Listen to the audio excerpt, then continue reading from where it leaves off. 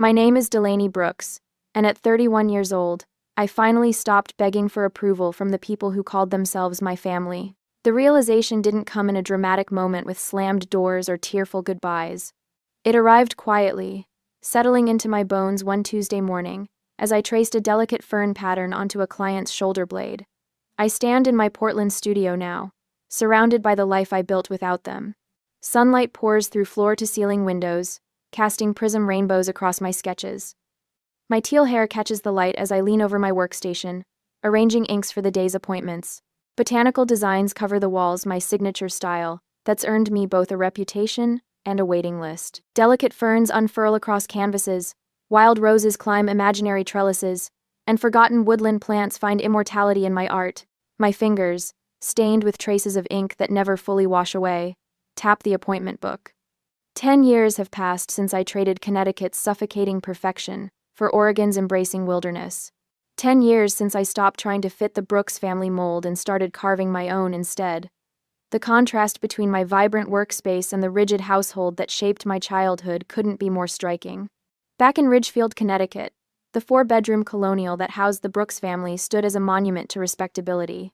The lawn remained meticulously manicured, the hedges trimmed to identical heights, the flower beds blooming in coordinated colors approved by the neighborhood association. Nothing grew wild there. Nothing was allowed to. Father never dad, always Father Charles Brooks built his tax attorney practice on reputation and appearances. His tailored suits matched the polished veneer of his public persona, and his handshake closed million-dollar deals with families who trusted his perfectly combed salt and pepper hair and steady gaze. At the dinner table, he dispensed wisdom about the importance of what others think, as if it were scripture. Reputation is currency, he would say, cutting his meat into precise squares, and the Brooks name is worth its weight in gold. Mother Eleanor to her friends, Mrs. Brooks to everyone else chaired 3 church committees and orchestrated the annual charity gala. Her calendar brimmed with social obligations, each one carefully selected to maintain or elevate our family's standing. She moved through rooms with practiced grace, her pearl necklace bouncing slightly against her collarbones as she laughed at jokes that weren't funny from people she secretly despised. "Appearances matter, Delaney," she whispered once while pinching my arm at a garden party when I'd reached for a second cookie. "People are watching. People are watching." My brothers completed the perfect family portrait. Derek and Lucas, the golden sons with Ivy League futures mapped from the cradle. Derek excelled at debate and headed to Yale pre-law. Lucas, the math prodigy, collected academic scholarships like trophies and eventually landed at Harvard Business School. Their achievements adorned the mantle and fueled father's boasting at country club dinners. I was the smudge on an otherwise pristine canvas, the daughter who asked too many questions and colored outside the lines literally and figuratively. While mother carefully selected my dresses for Sunday service and father mapped my path to an acceptable college, I dreamed in colors they couldn't name. The Brooks family lived by an unwritten code. Every decision, from vacation destinations to breakfast cereal, passed through the filter of outside judgment. "What will people think of us?" echoed through our house, bouncing off the pristine walls and settling into the corners where dust never gathered because mother wouldn't allow it. The first time I truly understood my place in the family hierarchy, I was 12 years old. After weeks of begging, I'd convinced mother to buy me a temporary hair color, just a single streak of violet that would wash out after a few shampoos. I applied it myself, hands trembling with excitement as I watched the color bloom against my brown hair. The result thrilled me, a small rebellion contained in a single streak of purple. I bounded downstairs, eager to show it off before Derek's high school graduation dinner. Father looked up from his newspaper, his expression shifting from distraction to disgust in the space of a heartbeat. "Absolutely not," he said, his voice cold as January frost. "Go wash that out immediately." "But it's just temporary," I pleaded. "It'll be gone by Monday." I said no. His newspaper snapped back into place, a wall between us. "We're leaving for Derek's dinner in 30 minutes. You will not be joining us looking like that." "Charles," mother interjected, her voice low. "People will ask where she is. Tell them she's ill, a stomach bug." He didn't lower the newspaper. Better they think she's sick than see her looking like some sort of delinquent. I stood frozen in the living room, the weight of his words settling over me like a shroud. Not the disappointment of missing the celebration dinner at Derek's favorite restaurant, but the casual ease with which I'd been excluded erased to maintain the family image.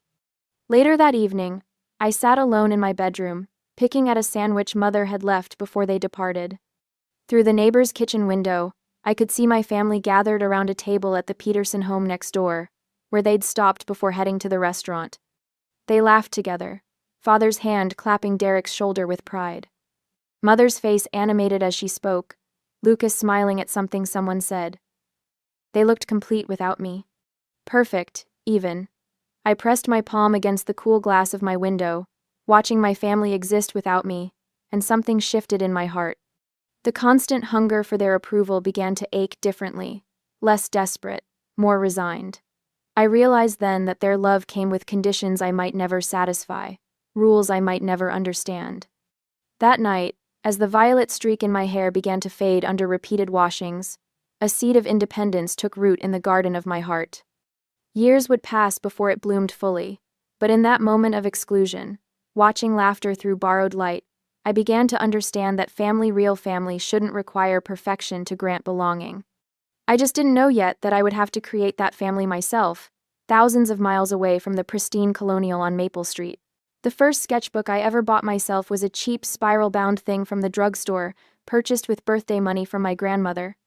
I hid it between my mattress and box spring, pulling it out only when my bedroom door was locked and the house had settled into evening quiet. With colored pencils spread across my comforter like fallen autumn leaves, I created worlds my family would never understand.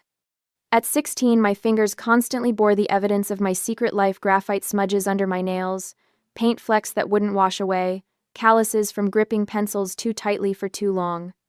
Mother noticed once during Sunday dinner, her eyebrows arching toward her perfectly styled hair. "For heaven's sake, Delaney. Your hands look absolutely filthy." She passed me a napkin with 2 fingers, as if my smudges might somehow transfer to her manicured nails. "What will Pastor Mitchell think if he sees you like this at a youth group tomorrow?" I didn't answer, just scrubbed at the blue pastel dust embedded in my skin until it reddened. What I couldn't explain was how those marks were badges of honor, evidence of the only conversations where I truly spoke. My voice had been systematically silenced at the Brooks dinner table. Every opinion is deemed inappropriate or unnecessarily contrary. Every question met with Father's signature phrase, "That's not up for discussion." So I learned to speak through lines and colors instead, my drawings becoming the sentences I couldn't say aloud. In my room, surrounded by carefully hidden sketchbooks, I created entire universes, fantastical landscapes, where trees grew upside down and gravity was optional. Portraits of women with fierce eyes and untamed hair. Abstracts that captured the tornado of emotions constantly swirling in my chest. Each page was a declaration of independence, a tiny revolution happening under my parents' roof without their knowledge. The summer before senior year, I discovered an online art forum. Trembling with nerves, I scanned and uploaded my first drawing, a self-portrait where my face emerged from tangled thorns, a single bird perched on my shoulder. I called it Caged. While my family slept, I returned to find comments from strangers around the world. "This speaks to me. Your line work is incredible. I feel this in my soul." I pressed my palm against my mouth to keep from crying out. For the first time in my life, someone was truly seeing me. Not the proper Brooks daughter in pressed khakis and sensible haircuts, but the real Delaney, wild and yearning and bursting with things to say. That night marked the beginning of my double life. Public Delaney maintained acceptable grades, attended mandatory family functions, and nodded at appropriate intervals. Private Delaney developed a distinctive style that incorporated botanical elements with surrealist twists, each creation branching and unfurling like a plant seeking sunlight after too long in darkness. Art wasn't just my hobby or talent. It became my identity's foundation when everything else felt borrowed or forced. In those sketchbooks, I discovered who I actually was beneath the Brooks family veneer. The college conversation began exactly as I expected, during a carefully orchestrated dinner the fall of my senior year. Father waited until dessert was served before clearing his throat and placing a Dartmouth brochure beside my plate. "I've spoken with William Harrison," he announced, referring to his college roommate who now served on Dartmouth's board.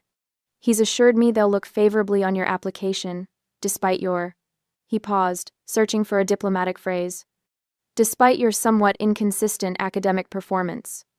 Mother beamed across her untouched cheesecake. Economics would be perfect for you, Delaney. So versatile. And the Dartmouth campus is absolutely beautiful in fall. My brothers exchanged knowing glances. The family machine was operating precisely as designed, another Brooks child being fitted into their predetermined slot. What they didn't know was that I'd already applied to 7 art schools across the country. That I'd been selling digital illustrations online for nearly a year, building a modest savings account under my own name at a bank across town. That my portfolio had been reviewed and praised by working artists who found my vision compelling and commercially viable. I nodded and took the brochure, letting them believe I was resigned to their plan. Meanwhile, my real applications traveled through digital space toward admissions offices that would judge me solely on my artistic merit. The San Francisco Art and Design Institute acceptance letter arrived on a Tuesday in April. I collected it from the mailbox before anyone else came home, my hands shaking as I read and reread the words that would change everything. Not only accepted but offered a 75% scholarship based on my portfolio submission.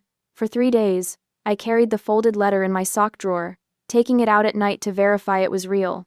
On Friday evening, when Father was particularly pleased with himself after winning a complicated tax case, I placed the letter on the dining table beside his coffee cup.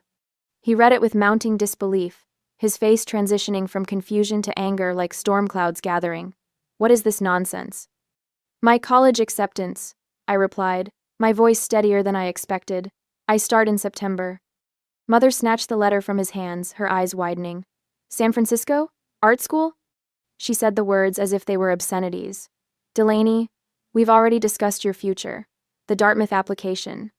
I never submitted it, I interrupted, something I rarely dared to do. I won't be needing it. Father's coffee cup hit the saucer with a sharp crack. This is absurd. We are not paying for you to waste 4 years drawing pictures 3,000 miles away. I'd anticipated this exact response, having rehearsed this conversation for months in my head. Now the words came easily, without trembling. That's fine. I've already earned it myself. I nodded toward the scholarship details. And I've saved enough for living expenses. The decision is made. The explosion was nuclear. Father's voice raised to levels that made the neighbors' dogs bark. Mother's tearful accusations of betrayal and ingratitude. Even my brothers emerged from their rooms to witness the spectacle of Delaney Brooks defying the family order. Throughout it all, I remained strangely calm, as if watching the scene from a distance. Their words, once so powerful they could shatter my confidence, now bounced off the armor I'd built through years of secret art and online validation. The next morning, I bought a one-way bus ticket to San Francisco. The journey would take 3 days, with transfers in Pittsburgh and Denver. 3 days to shed my old skin and prepare for rebirth in California sunlight. I packed methodically, 1 suitcase of practical clothes, toiletries, and a few books. My portfolio case held selected original drawings, my tablet, and external drives containing my digital work. Everything that mattered fit into 2 bags. No dramatic goodbyes disrupted my departure. Father had left for work without speaking to me. Mother remained in her bedroom with a headache. My brothers were conveniently elsewhere. The house felt emptier than usual as I carried my bags down the familiar staircase one last time. Outside, spring sunlight dappled the manicured lawn. I paused at the end of the driveway, turning to take one final look at the colonial house where I'd spent 18 years searching for approval that never came. The symmetrical windows stared back blankly, revealing nothing of the turmoil within. The bus rumbled away from Ridgefield's pristine streets, carrying me toward a future I'd designed myself. Through the smudged window, I watched my childhood home shrink and finally disappear around a bend. The tightness in my chest, a constant companion for as long as I could remember, began to ease with each mile marker we passed. For the first time in my life, I'd chosen art over approval. The road ahead was uncertain and potentially difficult, but it was mine. Completely, undeniably mine. San Francisco welcomed me like the family I never had. The fog rolled through the Golden Gate each morning, wrapping the city in a silvery embrace that felt nothing like the suffocating propriety of Ridgefield. Here, green-haired baristas served coffee to suited businessmen without a second glance. Professors with full-sleeve tattoos lectured on classical techniques. The city pulsed with possibilities that expanded my lungs with each breath. "You're holding back," Professor Winters said during my first critique, tapping a weathered finger against my sketchbook. Her own arms bloomed with Japanese-style peonies that disappeared beneath her rolled sleeves. These botanical studies have technical skill, but where are you in them? Things. The question rattled me. Where was I? After 18 years of shrinking myself to fit into spaces too small for my spirit, I hardly knew. My roommate Zoe dragged me to her favorite tattoo shop that weekend, insisting it was time for my art school baptism. The studio smelled of antiseptic and possibility. Walls covered in flash sheets showcased everything from traditional anchors to watercolor abstractions. "What do you want?" asked the artist, a woman named Morgan, whose silver hair was cropped close on one side, flowing long on the other. I unfolded the design I'd sketched and refined for weeks, a single foxglove stem with blooms unfurling up my inner forearm. "These flowers are poisonous," I explained. "But they're also medicine in the right dose." Morgan's eyes crinkled at the corners. "I know exactly what you mean." The needle's sting brought tears to my eyes, but I welcomed the sensation. With each line etched into my skin, I reclaimed territory. My body, my choice, my permanent declaration of independence. When I returned to class Monday morning, I wore a short-sleeved shirt for the first time since arriving. Professor Winters noticed immediately, examining the healing tattoo with professional interest. "Now we're getting somewhere," she smiled. "Let's see how this translates to your work." The floodgates opened. My sketchbooks were filled with botanical studies that merged scientific precision with emotional resonance. Nightshade and hellebore, plants with dual natures like mine, capable of harm or healing depending on how they were handled. Professors began pausing longer at my station during critiques. My work was selected for the student gallery show, then for a local cafe exhibition. Phone calls home grew briefer, less frequent. "How are your business classes?" Father would ask, clinging to the fiction that I'd eventually transfer to a real degree program. "They're illuminating," I'd answer, technically not lying as I mixed colors for a study on light refraction through petals. Dean Wallace stopped me after final portfolio reviews junior year. "Brooks, your botanical illustration work is exceptional. Have you considered scientific illustration as a focus? The medical school needs someone with your eye for detail." The commissioned work paid my summer rent and built my first professional portfolio. I framed the check stub from the university and hung it above my desk, proof that art could be both passion and profession, despite what my family had predicted. Father's Christmas card that year included a note: "Still time to transfer credits to business school." I tucked it behind my first published illustration in a medical textbook. Two realities competing for wall space in my tiny apartment. Portland called me after graduation, a city where the wilderness crept right up to urban boundaries, where moss reclaimed abandoned spaces, and where Iron and Ivy, a tattoo studio specializing in botanical designs, had posted an apprenticeship opening. The owner, Rachel West, spent 30 minutes examining my portfolio before looking up. "Your line work is exceptional. The way you understand how plants grow, how they twist toward light, and grow that can't be taught." She tapped a weathered finger against my foxglove tattoo. "You already understand how skin becomes canvas. The rest I can teach you." Apprenticeship meant long hours sweeping floors, sterilizing equipment, and drawing flash designs for poverty wages. But it also meant absorbing everything: how to stretch skin for clean lines, how to move the needle for different effects, how to listen to clients who trusted me with their stories and skin. "Why lilacs?" I asked a woman in her 60s who requested the purple blooms across her shoulder blade. "My mother grew them," she explained. "She's been gone 20 years now, but whenever I smell them blooming, I feel her with me." Her eyes misted. "I always want to carry her with me always." Each client brought stories etched into them before I ever touched needle to skin. The college student covering self-harm scars with cosmos flowers. The breast cancer survivor reclaimed altered terrain with cherry blossoms. The widower incorporated his wife's handwriting into a memorial piece. These weren't just clients. They became connections, people who trusted me with their pain, their healing, their transformations. I created a safe space for their vulnerability, something I'd never been offered at home. 2 years into my apprenticeship, my botanical designs developed a waiting list. 4 years in, Rachel called me into her office. "I'm opening a second location," she said without preamble. "I need someone I trust to be my partner at the original shop." She slid papers across her desk. 51% me, 49% you to start.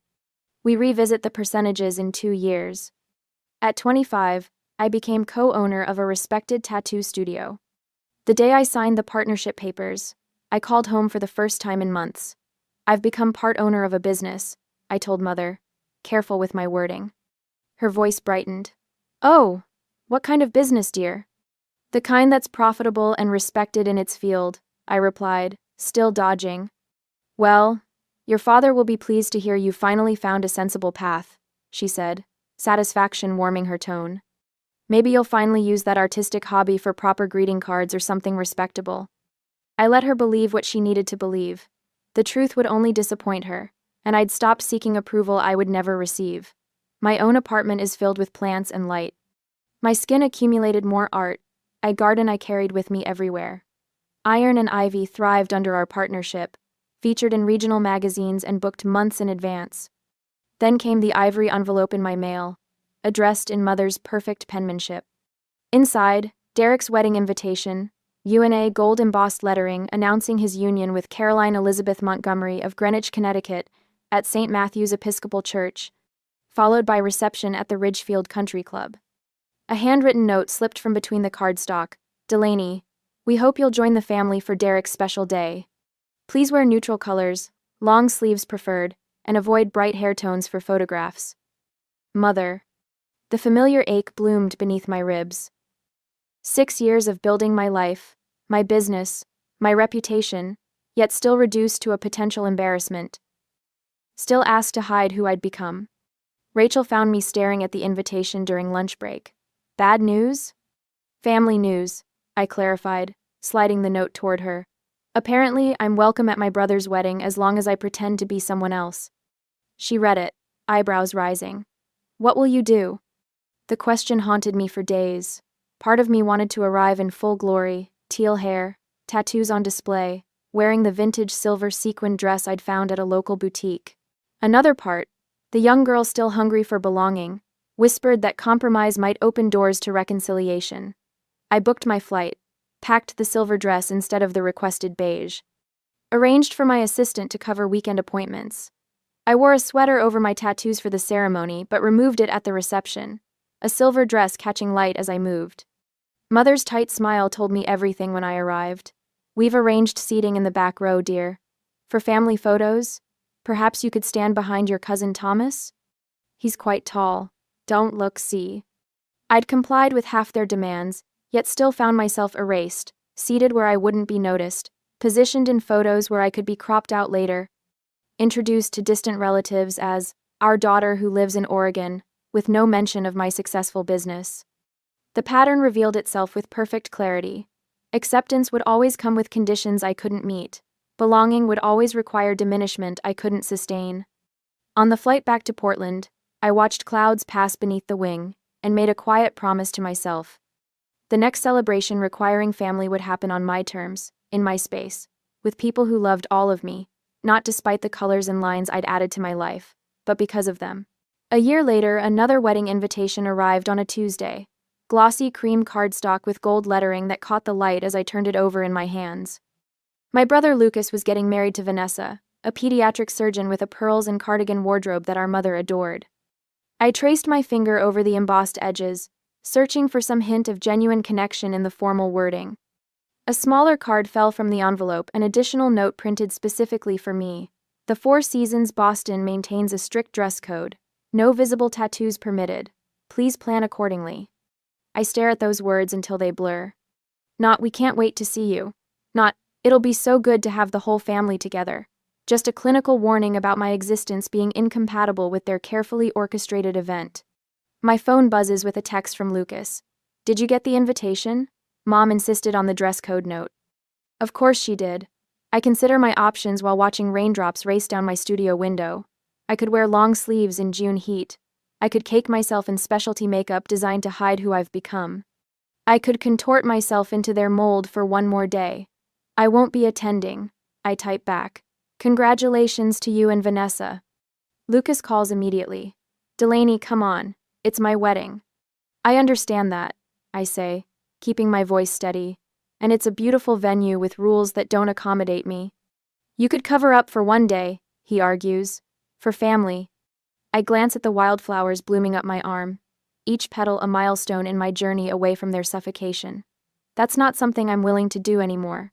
The silence stretches between us, filled with unspoken ultimatums.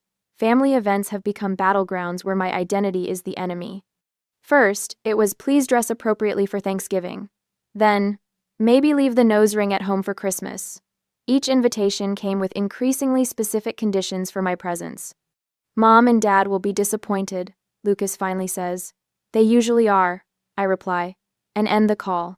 Over the next year, the invitations dwindled. Thanksgiving dinner, Cousin Abby's graduation, Dad's retirement party. Each omission became a statement louder than words. I was being edited out of the family narrative, one event at a time. When the Facebook photos appeared from events I hadn't known about, a surprise anniversary party for my parents, a family reunion weekend, I realized I wasn't even being rejected anymore. I had simply ceased to exist in their world. The final blow comes months later in a phone call from Aunt Sarah, always the family mediator. Her voice carries that special tone reserved for delivering bad news wrapped in false kindness. Delaney, honey, about Madison's wedding next month. Madison, my youngest cousin, who once followed me around with a sketchbook, begging for drawing lessons. The thing is, Aunt Sarah continues, they're worried about you influencing the younger guests. All those tattoos, your lifestyle choices. Madison's future in-laws are very traditional, and everyone thought it might be best if I didn't come. I finished for her, the words bitter but familiar. We all love you, of course, she adds quickly. It's just that family occasions have certain expectations. I watch a customer through my studio window, admiring the botanical sleeve I'd finished last week. She catches my eye and gives a thumbs up, her face bright with the joy of seeing herself reflected in her chosen art. You know what, Aunt Sarah? You can all stop worrying. I won't be attending any more family events, ever. Her stammering response fades as realization settles over me like morning light. They don't see me as family. They see me as contamination, a problem to be managed, a mistake to be hidden. That evening, I wrote one final email to my parents, not begging for understanding as I had so many times before, not explaining myself or defending my choices, simply stating that I was closing this chapter of endless rejection. My finger hovers over send as memories wash through me: childhood dinners where my voice was silenced, teenage years when my art was dismissed as a phase, the empty space at family photos where I should have stood. The reply came 3 days later, a single line from my father. We think that's for the best. Those 6 words snap something loose inside me. Not pain, as I expected, but relief, like setting down a heavy burden I'd carried for decades. I'd been seeking approval from people who had no intention of giving it. The endless cycle of rejection wasn't a failure on my part, it was liberation. As winter approaches, Portland welcomes me with open arms, in the mismatched furniture of communal art spaces and late-night conversations over cheap wine. Zoe, a violinist with silver-streaked black hair, invites me to a gallery opening my first week in town. Fresh meat, she jokes, linking her arm through mine as she introduces me to everyone. Garrett, a poet with kind eyes and scarred hands from years of construction work, shows me the best coffee shops for sketching. Fiona, who creates installation art from discarded electronics, helps me find my apartment with the perfect north-facing windows. None of them demand explanations for who I am. None of them issue conditions for belonging. When Thanksgiving approaches, I brace for the familiar ache of exclusion. Instead, Zoe texts, "Orphan Thanksgiving at my place. Bring whatever doesn't scare the health department." 23 people crowd into Zoe's loft apartment. Garrett brings 3 pies and his elderly father who tells ribald jokes. Fiona constructs a turkey from salvaged metal parts that becomes the centerpiece. Someone's band plays improvised holiday songs with lyrics that make us howl with laughter. I look around at these people with their colored hair and tattooed skin, their loudness and their tenderness, their complete acceptance of each other's broken parts, and understand what family should be. No one asks me to be smaller. No one suggests I cover my tattoos. No one whispers about what others might think. When Christmas arrives, we create new traditions. A tree decorated with miniature art pieces we've each created. A gift exchange where everything must be handmade or secondhand. A feast where everyone contributes their family's comfort food, creating a tapestry of flavors that tells our collective story. These people celebrate the very parts of me my biological family tried to erase. They ask questions about my tattoos instead of demanding I hide them. They frame my art instead of dismissing it as a hobby. In this warehouse studio, with its exposed brick and massive windows, surrounded by people who chose each other, I finally understand. Family isn't inherited. It's recognized. It's built. It's chosen. And I choose them. My first encounter with Caleb West happened on a rainy Thursday evening at the Evergreen Gallery's spring showcase 4 months after Christmas. I stood beside my latest piece, an intricate back tattoo design transferred to canvas, when a tall figure with a camera slung across his chest approached, raindrops still clinging to his dark curls. "The texture here is remarkable," he said, leaning closer to examine the interplay of shadow and light. "You've captured something raw and honest. That's rare." I watched his eyes trace the lines of my work, noting the genuine appreciation in his expression. No performative enthusiasm, just quiet recognition. "I'm Caleb," he offered, extending a hand. "I document counterculture movements across the Pacific Northwest." "Delaney Brooks," I replied, taking his hand. "I put permanent art on people who want their outsides to match their insides." His laugh was unexpected, warm and unguarded. That might be the best description of tattooing I've ever heard. As the gallery crowd ebbed and flowed around us, our conversation drifted from artistic influences to personal philosophies. Caleb's photojournalism focused on communities existing outside mainstream expectations, commune dwellers, sustainable living advocates, underground artists, people who'd found freedom in rejecting conventional paths. When the gallery lights dimmed, signaling closing time, he asked if I'd join him for coffee. The rain had stopped, leaving the streets glistening under streetlights, as we walked to a small cafe 3 blocks away. "What drew you to tattoo artistry?" he asked, wrapping his hands around a steaming mug. I told him about my journey from Connecticut to Portland, the freedom I discovered in creating permanent art on willing canvas. He listened without interruption, his eyes never leaving mine. "Family?" he asked, the question hanging between us. "I built my own," I answered honestly. "Blood relatives are back east wondering where they went wrong." He nodded, understanding flickering across his features. Chosen families can be more nurturing than biological accidents. Our conversation stretched past midnight, weaving through art movements, identity politics, and the communities we'd each constructed around ourselves. Unlike previous first dates where I'd carefully edited my narrative, with Caleb, I found myself offering unvarnished truths. When he walked me to my car, his hand briefly caught mine. "You know what I find most compelling about your work?" he asked, his voice soft against the night air. "Tell me." "Your skin tells stories most people spend a lifetime hiding," he said, tracing a finger lightly along the floral sleeve covering my left arm. "There's courage in that kind of transparency." The simple observation landed with unexpected weight. Not admiration for technique or style, but recognition of the deeper purpose behind my art.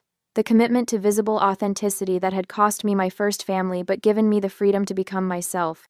I agreed to see him again before we parted ways. Over the following months, our relationship blossomed through shared creative endeavors. Caleb photographed my tattoo sessions for a magazine feature on women transforming the industry. I designed a logo for his upcoming photography exhibition on alternative communities. We created naturally, without the friction I'd experienced in previous relationships. No explanations required, no apologies necessary for pursuing artistic obsessions or keeping unconventional hours. When I invited him to join my studio's 5th anniversary celebration, he arrived early to help arrange furniture and stayed late to wash ink cups. My chosen family, Jasmine and Marcus from the studio, Tori from the apartment upstairs, even old Professor Hammond welcomed him without reservation. "He fits," Jasmine observed one evening after Caleb had left, her arms crossed as she leaned against the doorframe. "No adjustment period, no awkward navigation, he just belongs here." The observation struck me as significant.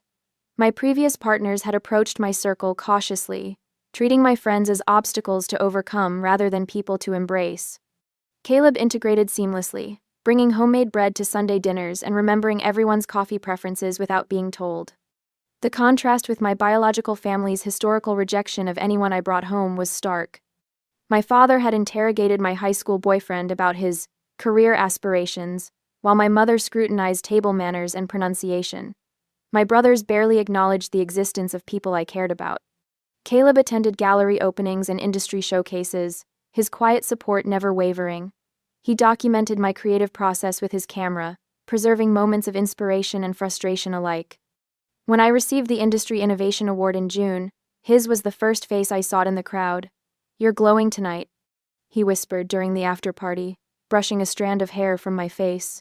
"I'm happy," I replied, the simple truth of it surprising me. "It looks good on you," he said, pressing a kiss to my forehead. We built our relationship on a foundation of mutual support and genuine acceptance. He understood my need for creative space and respected my boundaries without taking offense.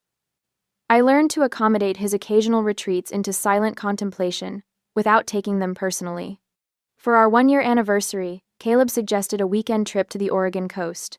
We rented a small cottage overlooking the Pacific, windows open to capture the constant rhythm of waves against shore.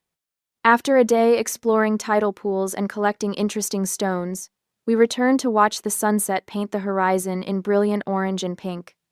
Caleb seemed uncharacteristically nervous, his hands fidgeting with the camera he hadn't used all afternoon. "I have something for you," he said as darkness settled around us and stars began appearing overhead. From his pocket, he withdrew a small wooden box, hand-carved with delicate floral patterns. My heart stuttered in my chest as he placed it in my palm. "Open it," he urged softly.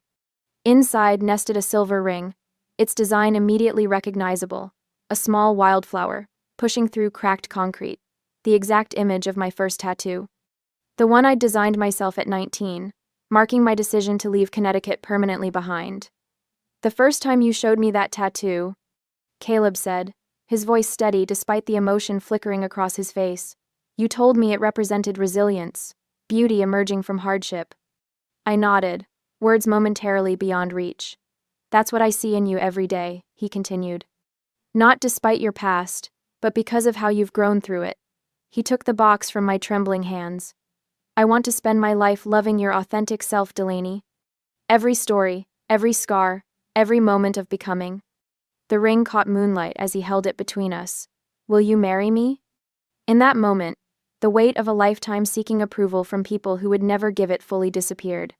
Here was a man who saw me completely tattooed skin, unconventional choices, artistic ambitions, and offered not just acceptance but celebration. "Yes," I whispered, then louder, "Yes." As he slid the ring onto my finger, the wildflower symbol pressing gently against my skin, I realized I'd finally found what my biological family had never managed to provide. Unconditional love, without performance requirements. We sealed our promise with a kiss as waves crashed against the shore, the sound of natural forces reshaping the coastline, a fitting backdrop to this moment of transformation.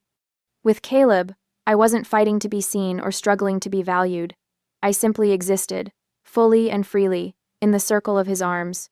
We stayed wrapped together under starlight, planning a future built on the foundation we'd already established, one of mutual respect, creative partnership, and the kind of love that doesn't require hiding uncomfortable truths.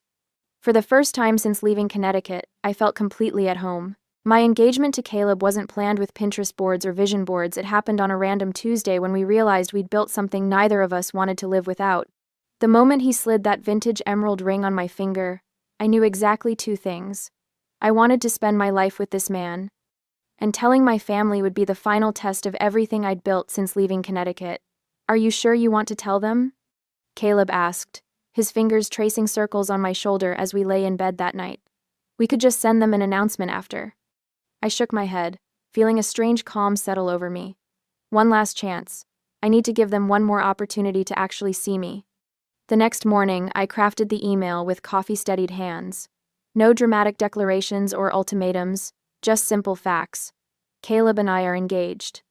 We're planning a small ceremony in Portland in October. We'd love for you to be part of this new chapter in our lives. My finger hovered over the send button for 3 breaths before pressing down. The soft whoosh of the sent message sounded so mundane for something that felt like launching a flare into the dark Connecticut sky. Hope flickered briefly, a dangerous ember I thought had been extinguished years ago. Maybe this milestone would finally bridge the gap between who I was and who they wanted me to be. Maybe a wedding would matter enough for them to try. Mother's response arrived within hours, her words precise as her handwriting. "We would, of course, like to meet this young man before giving our blessing. Perhaps you could both visit Ridgefield soon?" Father's addition came at the bottom. "Congratulations. Will you be toning things down for the photos?" I stared at the screen, waiting for the familiar sting of their rejection. Instead, I felt clarity wash over me like cool water. Nothing had changed. All these years away, and they still saw me as something to fix, someone to approve under conditional terms. No tears came. Only decision. They want to meet you, I told Caleb that evening, passing him my tablet with the email displayed. To evaluate you, I should say. His eyes scanned the message, jaw tightening slightly at my father's question. And what do you want? He asked, setting the tablet aside. The pressure mounted over the following weeks. Mother called with suggestions about appropriate wedding attire, pale colors that wouldn't clash with my hair, which she still hoped would return to its natural state before the ceremony. Father emailed information about a photographer cousin who specialized in classic portraits that would stand the test of time. We'd be happy to contribute financially, Mother mentioned during our third call, her voice honeyed with control. Of course, that would mean accommodating certain family traditions. Traditions that had never included someone like me. When they requested we visit Connecticut so they could properly assess Caleb before the wedding, the thinly veiled judgment became impossible to ignore. They're treating this like you're applying for a position, I told Caleb, pacing our apartment, the suitable son-in-law interview. Caleb watched me move across the room, his expression steady. What do you want to do? He asked for the third time that week. They'd pick apart everything about you. I continued. Your artist's hands, your tattoos, how you talk about your work. They'd smile politely while deciding you're not good enough. I can handle scrutiny, he said softly. But this isn't about me. This is your decision entirely. I stopped pacing, caught by the simplicity of his statement. My decision, not theirs. They've never seen me, I whispered. Not once, in 31 years. Then maybe they don't deserve front row seats for the rest of your life, he suggested. The truth landed with stunning clarity. They wouldn't be invited. The realization didn't bring the vindictive satisfaction I might have expected years ago. This wasn't about revenge or punishment. This was self-protection, the final boundary I needed to draw around the life I'd built. I don't want them there, I said, the words bringing immediate relief. I don't want to spend our wedding day waiting for their approval or criticism. I don't want to scan the crowd for disapproving expressions or brace for comments about my appearance. Caleb crossed the room and took my hands. Then we build this day our way. Our wedding planning transformed from a minefield into a celebration. Instead of navigating family politics, we chose flowers based solely on what made us smile. Our venue, the rooftop garden of our favorite local restaurant, reflected us perfectly with its urban botanical charm. We designed a ceremony that honored our journey readings from books that had shaped us, music that had carried us through difficult times, vows we wrote together over wine-fueled evenings. What about your parents? Stella asked during our weekly coffee date, her concern genuine. Will you regret not having them there? I've spent years regretting not having the parents I needed, I answered, surprising myself with the peace behind my words. I'm done with that now. My chosen family rallied around my decision with complete support. Marcus offered to walk me down the aisle. Stella became my planning partner, her organizational skills balancing my creative chaos. Caleb's parents called to tell me they were honored to welcome me officially into their family. Tattoos, teal hair, and all. The wedding transformed from a potential battlefield into a symbol of liberation. Not a day marked by who was missing, but by who had chosen to be present. Not an occasion weighed down by obligation, but lifted by authentic connection. For the first time, I understood that family wasn't something you constantly auditioned for. It was something you built, choice by careful choice, with people who saw you clearly and loved you anyway.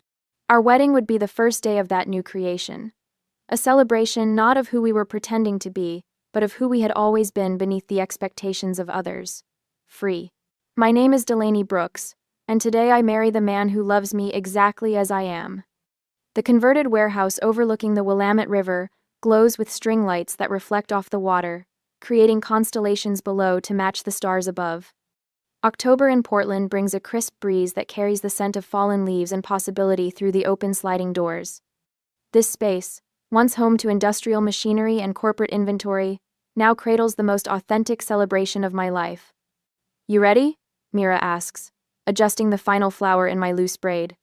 Her hands, steady from years of tattooing alongside me, work with practiced precision. I turn to face the full-length mirror, propped against exposed brick. The woman staring back hardly resembles the girl who once hid sketchbooks under her mattress in Connecticut. My teal hair cascades over bare shoulders, and the silk of my open-back gown reveals the spine tattoo I designed myself. My story. My skin. The words flow down my vertebrae, in a script that resembles climbing vines. More than ready, I answer, running my fingers along the delicate beadwork at my waist. 31 years in the making. The music shifts, not the traditional wedding march my mother would have insisted upon, but an acoustic version of the song Caleb and I danced to the night we met. My cue, I walk the aisle alone by choice. Not because there's no one to give me away, but because I've spent years reclaiming myself. The faces that turn to watch my approach belong to people who chose to be here, artists whose work hangs beside mine in galleries, clients whose skin carries my art, friends who held space for my transformation. Their eyes reflect approval that requires no performance, no pretense. Caleb waits beneath an installation of paper cranes and copper wire sculptures created by our artist friends. His eyes widen at the sight of me, and tears immediately form. This man, with his photographer's eye for beauty in unexpected places, sees me completely. "You are everything," he whispers as I reach him, his voice breaking. Our officiant, Marcus, who runs the gallery where Caleb and I first exhibited together, smiles at the assembled guests. We gather today not to witness the beginning of a relationship, but to recognize a bond that already exists. This ceremony is a public declaration of a private devotion Delaney and Caleb have built through creativity, honesty, and the courage to be fully themselves. Thank you for watching. The vows we exchange contain no promises of obedience or servitude. Instead, we pledge acceptance of each other's evolution, authenticity in all seasons, and the freedom to create without judgment. I promise to never ask you to shrink yourself for my comfort, Caleb says, his voice steady now despite the tears tracking down his cheeks. Your wildness is why I fell in love with you. When I speak, my voice carries to the rafters without trembling. I promise to stand beside you, never behind you or before you. I choose you with open eyes and a full heart, not because you complete me, but because you celebrate my completeness. Laughter punctuates the ceremony, genuine and uninhibited. When I fumble the ring, nearly dropping it between the wooden slats beneath our feet, nobody gasps in horror. Instead, Marcus quips, artist's hands precise with ink, clumsy with jewelry, and the crowd erupts in knowing chuckles. As we kiss to seal our vows, cheers erupt that seem to shake the industrial chandeliers overhead. I feel something settle in my chest, a certainty that has been building since I first stepped off that bus in San Francisco, with nothing but determination and a portfolio. This is what belonging feels like. The reception flows naturally from the ceremony, the space transforming as Edison bulbs illuminate food stations featuring cuisine from our favorite local restaurants. No assigned seating, no stuffy dinner service, where conversation dies beneath the weight of formality. People gather in fluid groups, plates balanced on knees, wine glasses clutched while gesturing to emphasize stories. Against one wall, Vince, a local tattoo artist who mentored me when I first moved to Portland, has set up a small station offering commemorative designs. Nothing elaborate, tiny symbols that guests can choose to mark this day. A line forms quickly, laughter erupting whenever someone winces at the first touch of the needle. Your father would collapse at the sight. Jokes Amelia, my former art professor who drove up from San Francisco for the wedding. She gestures toward the tattoo station with her wine glass. That's partly why I love it. I admit, watching as Caleb's cousin receives a small geometric heart on her wrist. Though honestly, I stopped making decisions based on what would horrify my family years ago. The opposite wall showcases Caleb's photography, not wedding portraits or engagement photos, but his professional work. Urban landscapes of Portland, intimate portraits of artists in their studios, and a series he calls Reclamation, featuring people and their tattoos, each image paired with the story behind their body art. My portrait hangs in the center, back to the camera, spine tattoo fully visible, face turned just enough to show my profile illuminated by golden hour light. You've created something remarkable here, Marcus says, appearing at my elbow with a plate of appetizers. And I don't just mean marriage. I follow his gaze around the room to the diverse group of people who form our chosen family, to the art that surrounds us, to the atmosphere of celebration unburdened by pretense. We wanted a wedding that felt true, I told him, not a performance. Mission accomplished. he says, squeezing my shoulder before drifting away to chat with other guests. As the night deepens, Caleb finds me near the dessert table and wraps his arms around my waist. "How does it feel to be Mrs. Reed?" he murmurs against my ear. I turn in his embrace, meeting his eyes. "Actually, I'm still Delaney Brooks, and you're still Caleb Reed, two whole people who chose each other." His smile widens. "I wouldn't have it any other way." The celebration continues until the early morning hours. Nobody checks, watches, or slips away early with polite excuses. These people, artists, dreamers, truth-tellers, understand the value of moments like these. By the time Caleb and I leave for our small apartment in the Pearl District, my cheeks ache from smiling and my feet from dancing. 2 weeks later, the doorbell rings while Caleb and I sit at our kitchen island sorting through wedding photos. The sound feels intrusive on a lazy Sunday morning, unexpected and unwelcome. Caleb rises first, padding barefoot to the door. I hear the familiar creak of it opening, followed by an unnatural silence that pulls me from my stool. When I reach the entryway, the past stands on our welcome mat. Father looks older, his shoulders slightly stooped beneath his tailored suit jacket. Mother clutches her handbag with white knuckles, her pearls exactly where they've always been. Behind them, Derek and Lucas hover awkwardly, neither meeting my eyes. "Delaney," Father says, my name sounding foreign on his tongue, after so many years of silence. Caleb steps back to my side, his arm sliding protectively around my waist. The simple gold band on his finger catches the light. "May we come in?" Mother asks, her voice brittle with forced politeness. I hesitate only briefly before nodding. They file into our living room, these strangers who share my DNA looking out of place among our eclectic furniture and wall art. "Why are you here?" I ask when they've arranged themselves stiffly on our sofa and armchairs. Father clears his throat. "We received this." He holds up a newspaper, clipping a feature on local weddings from the Oregonian that included a photo from our ceremony, through an acquaintance with Portland connections. "Congratulations," Lucas offers weakly, earning a sharp glance from Father. "We came to discuss your behavior," Father continued as if Lucas hadn't spoken. "Do you understand how humiliating it was to learn of your wedding from strangers? To have people asking us why we weren't there?" Mother leans forward. "The Hendersons' daughter saw it online. She asked Eleanor about it at her charity luncheon. She speaks as if this explains everything, as if social embarrassment justifies their sudden appearance after years of silence." "Did you expect an invitation?" I ask, genuine curiosity in my voice. "We're your family," Mother says, as if the word alone carries irrefutable weight. "Are you?" Caleb asks quietly beside me. I squeeze his hand in gratitude. "Do you know how embarrassing it is?" Mother continues, her voice rising slightly. "To have a daughter who looks like you, who lives like this, who excludes her own family from her wedding." The words hang in the air between us, crystallizing 30 years of conditional love into a single, clarifying moment. "Thank you," I say, surprising everyone in the room, including myself. "Excuse me?" Father's eyebrows draw together. "Thank you for confirming what I always knew." My voice remains steady, my hand still firmly in Caleb's. "You're not upset about missing my wedding. You're upset that people know you missed it." I stand, and Caleb rises with me. Together we move toward the door, opening it in clear invitation for their departure. "I have built a life surrounded by people who love me for who I am, not who you wanted me to be," I tell them, looking each family member in the eye. That's something worth celebrating. They leave with stiff backs and tight lips, no embraces or promises to keep in touch. The door closes on 30 years of conditional love, with a soft click that sounds like freedom. Caleb pulls me into his arms as their footsteps fade down the hallway. "You okay?" I press my forehead to his shoulder and breathe deeply. "Yes," I say, and I mean it. I finally am. My tattoo needle hums against Parker's skin, a gentle vibration that connects us beyond words.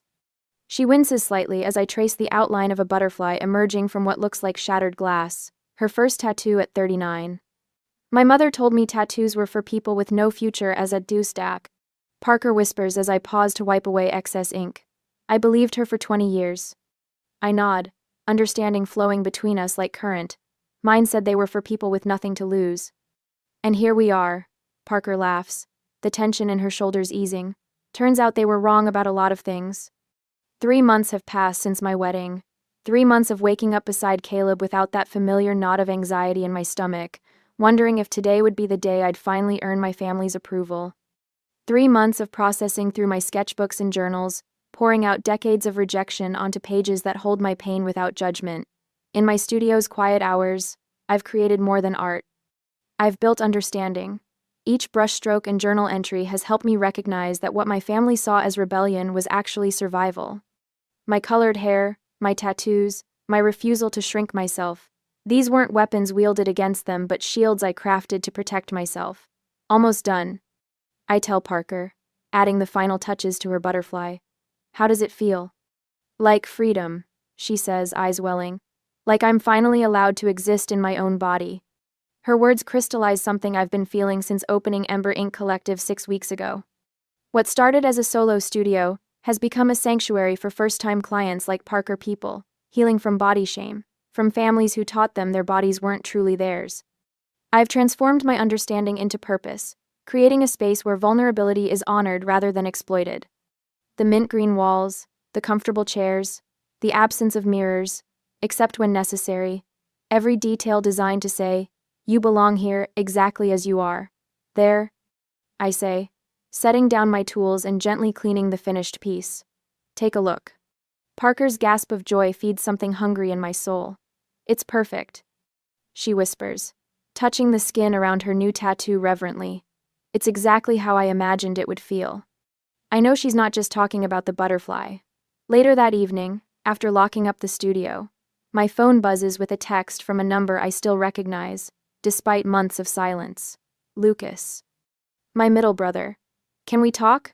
Coffee sometime? My hands tremble slightly as I show the message to Caleb across our kitchen table.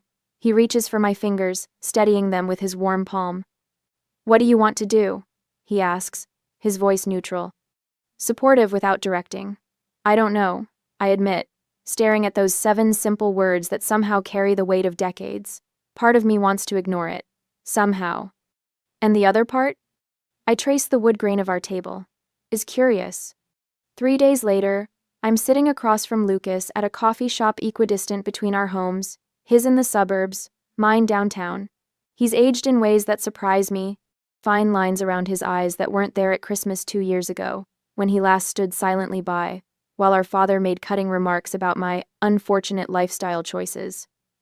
You look good, Del, he says, using my childhood nickname cautiously, like testing ice on a frozen lake. Thanks, I reply, neither cold nor warm, waiting. Lucas wraps his hands around his mug, knuckles whitening. Jenny's pregnant, he says finally. 4 months along. Congratulations. I offer, meaning it despite everything. It's making me think about things, about family. He looks up, meeting my eyes directly, about what kind I want to create. The ambient noise of the coffee shop fades as Lucas speaks words I never expected to hear. I'm sorry, he says, voice cracking slightly, for not standing up for you, for prioritizing Dad's approval over your feelings, for pretending not to see how much they hurt you. I sit perfectly still, afraid movement might break whatever spell has enabled this moment. Jenny and I have been talking about how we want to raise our kid. He continues, and I keep thinking about you, about how I never want my child to feel the way you must have felt, like you had to earn belonging. His apology isn't perfect. It doesn't erase years of complicity.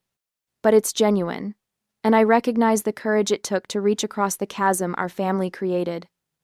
I'm not asking for immediate forgiveness, Lucas adds quickly. I just wanted you to know I'm trying to understand, and that I'd like to know my sister again, the real one, not the version Dad wanted you to be.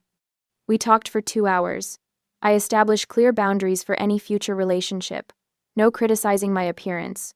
No helpful suggestions about my career.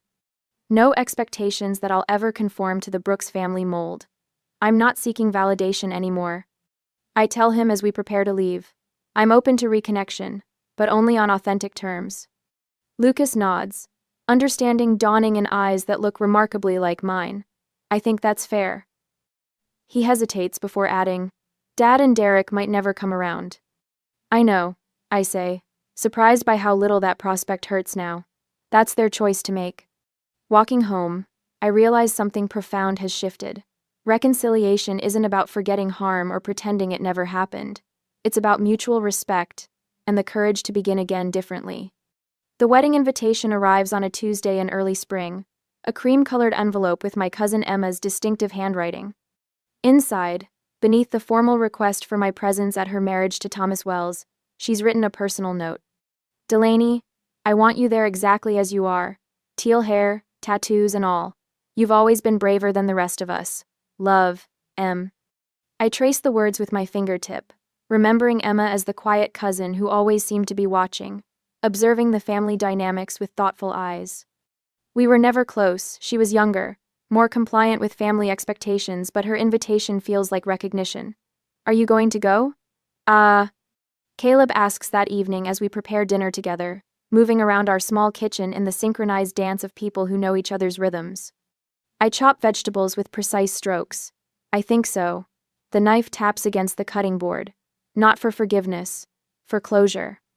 I'll be right beside you, he promises, kissing my temple. 2 months later, we arrive at the historic stone church where generations of my extended family have celebrated milestones. My hair is freshly dyed teal, vibrant against the simple elegance of my dress. Caleb's hand rests steadily against the small of my back as we enter. The reactions are exactly as I expected. Aunt Judith's eyes widen in shock before she quickly turns away. Uncle Robert greets me with stiff politeness, his gaze never quite meeting mine. My parents sit near the front, shoulders rigid, neither turning when whispers announce our arrival. But there are surprises too. Cousin Matthew embraces me warmly. About time you came back, he says with genuine pleasure. Emma herself rushes over in her pre-ceremony gown, hugging me fiercely. Thank you for coming, she whispers. It means everything. I realize then what this moment truly is. Not a battlefield or a proving ground, but simply a gathering of people connected by blood and history. Some will never accept me. Others might be trying to learn. The difference now is that neither reaction defines me. During the reception, I catch my mother watching me from across the room. For a moment, something like regret flashes across her face before she looks away. We don't speak. Some bridges remain uncrossed. But Lucas introduces Jenny to me with pride in his voice.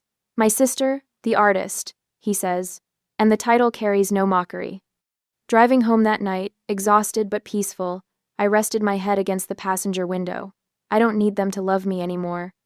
I tell Caleb, the revelation settling like a blessing. I'm no longer defined by their exclusion. The next morning in my journal, I write words that feel like coming full circle. Family isn't DNA. It's the people who never ask you to shrink. 6 months later, Ember Ink Collective has grown beyond my wildest dreams. What began as my private studio now houses 3 additional artists, each bringing their own healing journey to our collective work. The space has become more than a tattoo parlor, it's a community gathering place where art and acceptance intertwine. I've started mentoring younger artists facing family struggles similar to mine. 2 weeks ago, we established the Ember Scholarship for art students estranged from their families, funded by a portion of our studio profits. Sometimes, I marvel at the perfect symmetry of it all. Once rejected for being too different, I'm now celebrated for that very difference. The qualities my family tried to suppress have become my greatest strengths, my most valuable offerings to the world. This morning, a new client sits nervously in my consultation chair. She's in her 50s, recently divorced, hair freshly cut in a style her husband always forbade. I don't know if I'm brave enough for this, she confesses, showing me the small butterfly design she wants on her wrist. I smile, recognizing her courage for what it is. Have you ever had to choose between peace and approval? I ask gently. Her eyes meet mine, understanding blooming between us. Every day of my life, she answers. Then you're already brave enough, I tell her, preparing my tools for the work of transformation. Let's begin.